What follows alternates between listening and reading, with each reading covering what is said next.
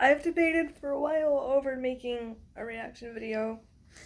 I shouldn't say this is an actual reaction video. This is more of a response. I know that no one's probably going to watch this, but I've recently seen a reaction from many YouTube channels and some of Amberlyn's actual videos. Now, I have been following Amberlyn's quote-unquote haters for quite a long time now. I also have watched a few of her videos just to see if those were edited in any way, to make the situation appear more complicated than it really is. Well, number one, I haven't seen a great deal of editing at all, other than to speed up things to try to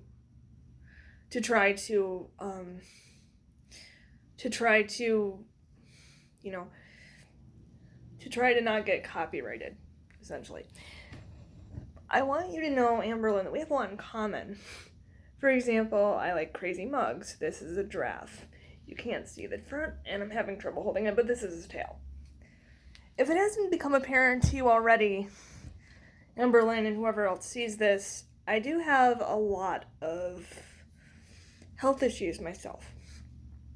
I am diagnosed with anxiety, depression, codependency personality disorder, as well as a brain injury, and that drastically impacts multiple subsets of my life. I am unable to move unassisted. I have a wheelchair and a walker.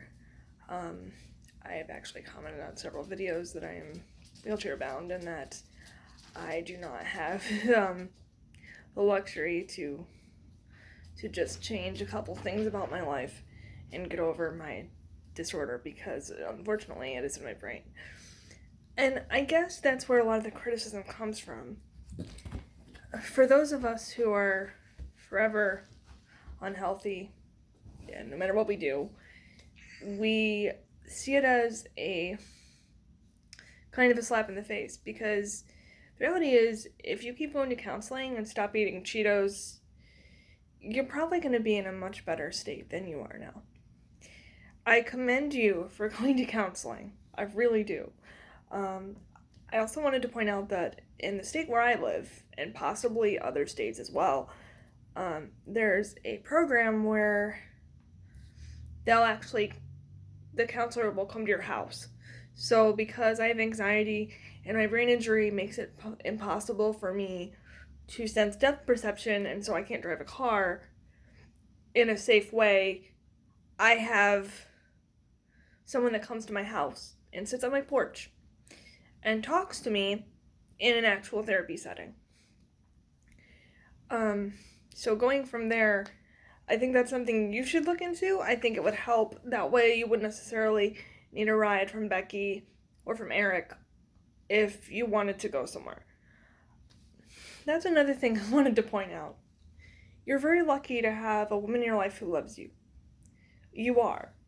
There are many people in this world that don't have people who love them or partners that are dedicated to them and would help them get around and would help them to obtain things they need or want or take them places.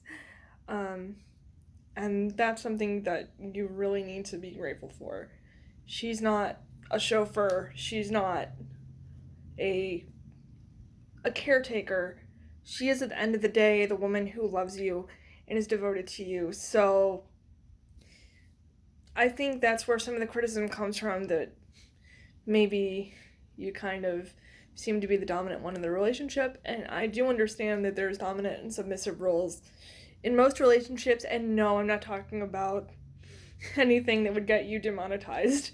I mean, seriously, there's usually a alpha, if you will, in most relationships. I really do commend you for going to therapy, but I think if you wanted to take a little more responsibility for yourself, or access therapy on a regular basis where you wouldn't necessarily need someone to drive you everywhere and stuff, it would be beneficial to look into a program where they could maybe come to your house. And if right now the symptoms of your eating disorder are affecting your mobility, which you've claimed that they are on a regular basis. Pardon me, I haven't had my coffee yet. But if you are experiencing those symptoms, there are ways to get that so that somebody can come to your house and talk to you. And I mean, that would make it a little bit easier on your roommates.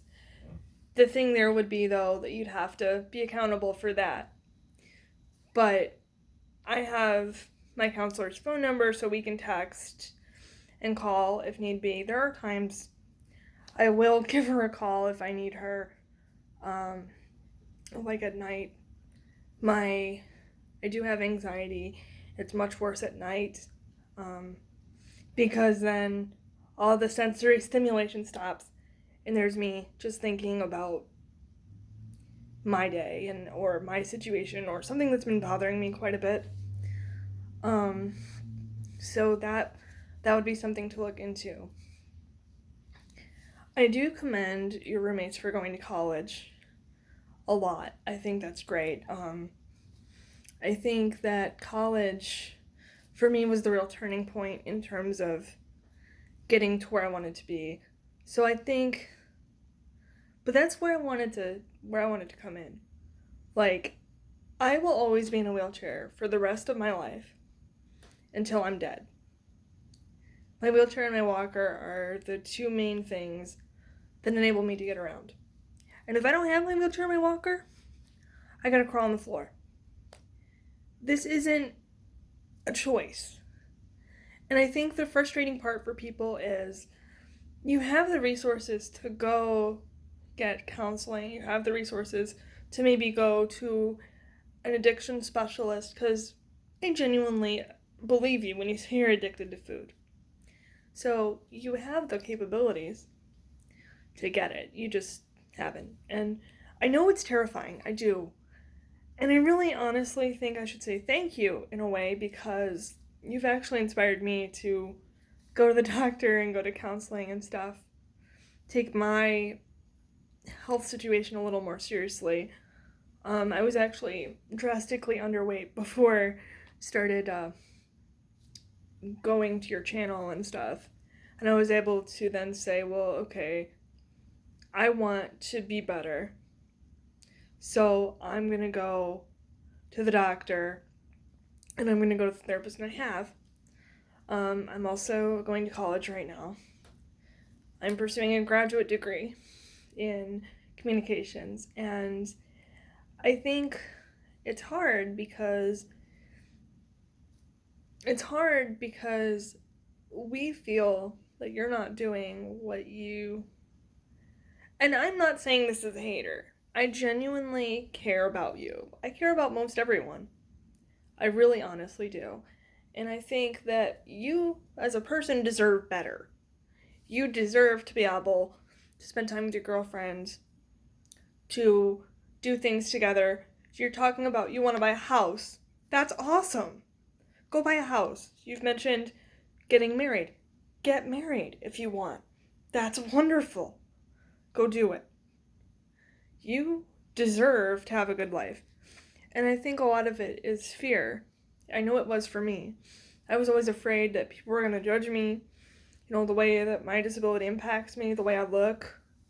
Some of my brain injury, I can't usually read social cues that well. I have a hard time in social situations. I was very much afraid of having to interact with other people. And to me, it's almost like a drive when I see you that I want to do better. And because you're not where you need to be. And I'm not saying that as criticism, but as a person who understands what it's like to be afraid of being judged and of being ridiculed for some reason, that honestly I believe God put me in the situation. I didn't choose this. And I don't think you chose to be addicted to food or to have bipolar disorder or anything like that. That is never a choice. But at the end of the day, you need to make a decision about how you're going to handle it. Because there's a lot of people, myself included, who are behind you, who want to see you do well, who want to see you and Becky and Eric and Ricky all be happy. There are people in this world who genuinely care. And just because sometimes we don't tell you what you want to hear doesn't mean we don't care. I saw your video that you put out that you were leaving YouTube. Number one, I'm glad you didn't leave YouTube. I think that's a really, really positive thing, because if you feel you're getting love from it, you feel you're getting love because it's just like any other type of job. I work from home, and there's a lot of bullying, and there can be bullying, and there can be miscommunications and misunderstandings in that setting too. I get it. I am currently a content creator for a online writing website. I'm also an intern and an online college student, so I do understand how, it can feel in a virtual environment just as bad, if not a little bit worse, than sometimes a regular environment, because number one, you don't have communication, body language, or tone.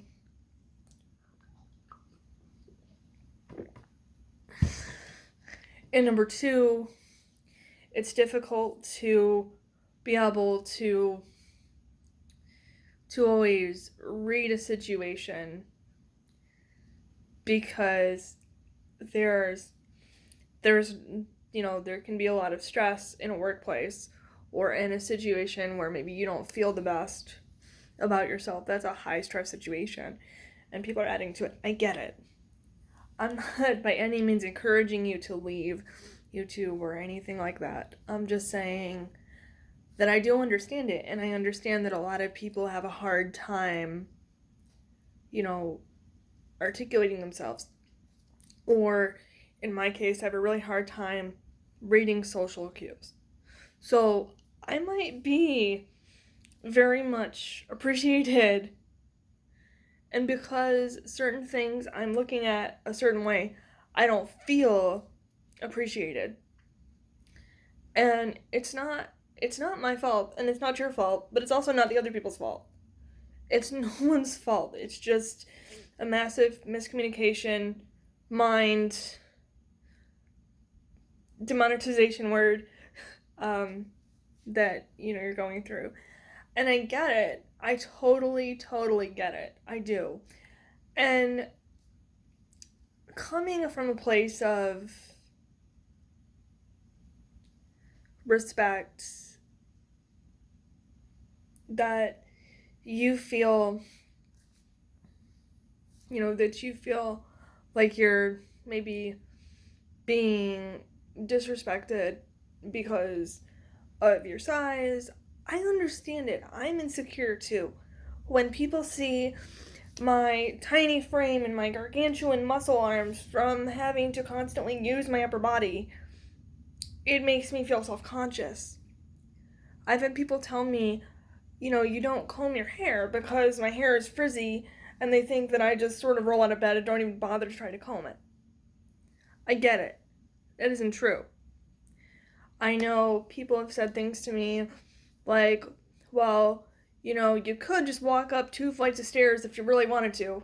No, I can't without becoming exhausted. My muscles can't handle it. I get it. I get that it's a problem. But you can't read into it as you want to quit. The other thing I wanted to say, frankly, is you are loved. People do care about you. People want to see you do well. I would love to see you take whatever steps you feel are right for you. I'm not going to sit here and say you need weight loss surgery or you need to follow a weight loss doctor's guide or whatever, but I will say that when I went to the doctor and we went over, I wasn't drinking enough water during the day, I would have a bottle of water for like a 12-hour day when I was at school and work on my computer. And that would be my water, and I would eat maybe like a granola bar in the morning. And that's not good. Your body isn't metabolizing things the way you need to. Your tummy isn't going... There's going to be fat on your tummy. Your tummy's never going to shrink because that's the most common place that a woman stores her weight. When, I'm not trying to be weird or anything, but I did go up a cup size after I started drinking more water and eating good food. My body started doing what it needed to do. So I feel that if that's taking a weight loss doctor's advice, if that's going to a nutritionist, if that's going to a weight loss surgeon, but I also know that from watching documentaries and stuff that a weight loss surgeon isn't going to do surgery on you if you're too heavy. So if currently you're over the limit, you do need to lose some weight. And your body's going to start doing what it needs to if you treat it like it's actually the place where you're living. You're living inside of your body. You can move to Georgia, you can move to Kentucky, you can move to Florida, you can do whatever you want. But every single day you wake up, your soul is inside of this body. I could physically get on a plane and move anywhere tomorrow, and my soul would be in my body. I have to take care of this body. I have one. So unless I take the steps to take care of it, I'm never going to do it. And I really, really commend you for going to counseling and getting yourself together, but I wanted to give a little bit of advice. Again, from a place of love, not a place of putting you down by any means. I do honestly care about you, and I'm very, very happy that you have people in your life who love you and a way to support yourself and your fur babies. And that's amazing, but you need to put yourself first, because if tomorrow, your whole life changes, you're in a bad place. If tomorrow, in the mindset of if tomorrow YouTube completely falls apart, there's no way you're going to make a living. And so you need to put those things in mind. If something happens where tomorrow, YouTube isn't available, or if tomorrow maybe your roommates want to, buy their own house, or they want to move somewhere or something, you're not going to have as much of a comfort as you do now. And so you need to put that in mind. I know for me, someday my parents want to move. And so I had to make a decision. I was going to go to college. I was going to get internships. I was going to find a job. I was going to go to counseling and go to life skills training, because if tomorrow my parents decide, hey, we want to move to Florida, that's great, but I don't necessarily want to go with them. And even if I did, it would have to be a certain type of house for me to live there comfortably.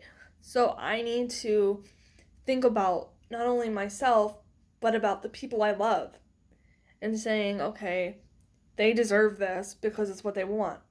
So you need to think about the things that Becky wants too, because you love her, and the things that Eric and Ricky want because they're your friends. Because it's so much easier to think about just you, but you're going to have a problem if you can't start thinking about them. And the other thing is, if you can't put other people first, especially when you're in a situation where you're a little less capable. Speaking as a woman who's disabled, if you're a little less capable, you're not going to have that. You're going to need people on your side, because you can't just hop in the car and go buy yourself groceries, obviously. Which I'm not judging, I can't either, but it's not just about you. And in that scenario, you have to be giving to another person. So I think the best thing for you to do is realize that if you want to, that you love Becky and you need to be her partner too, and you need to take care of her too. And the best way for you to do that is to continue going to counseling, see some doctors. I do understand how scary seeing a doctor can be. I have to go to a doctor every 4 months to get shots in my body that are basically poison, and I have to make sure that I can breathe for like a few days after that when I go home. If my anxiety flares up and I start having trouble breathing or numbness, which are common symptoms of a panic attack, I genuinely think I'm going to die when I leave. That is not okay, and that is terrifying. But speaking as someone who feels that and understands how scary getting the treatments you need can be, please do it. And I'm going to put this out here right now. If you ever want to DM me and talk, that's fine. I get it. Just please take care of yourself. I mean that from the bottom of my heart, that I want you to be healthy, and I'm sure a lot of other people do too. I know you deserve happiness because every human being does. And I know you've done some not so great things in the past, but I haven't either. I've made mistakes. I've hurt people. Everybody does. But you need to continue to grow. And I'm so proud of you for taking those steps to go to therapy now. But please continue to grow and be better, because you deserve better, and Becky deserves to be in a happy relationship with you for a long time. The two of you can make this work and can be happy if you really want to. Please keep going.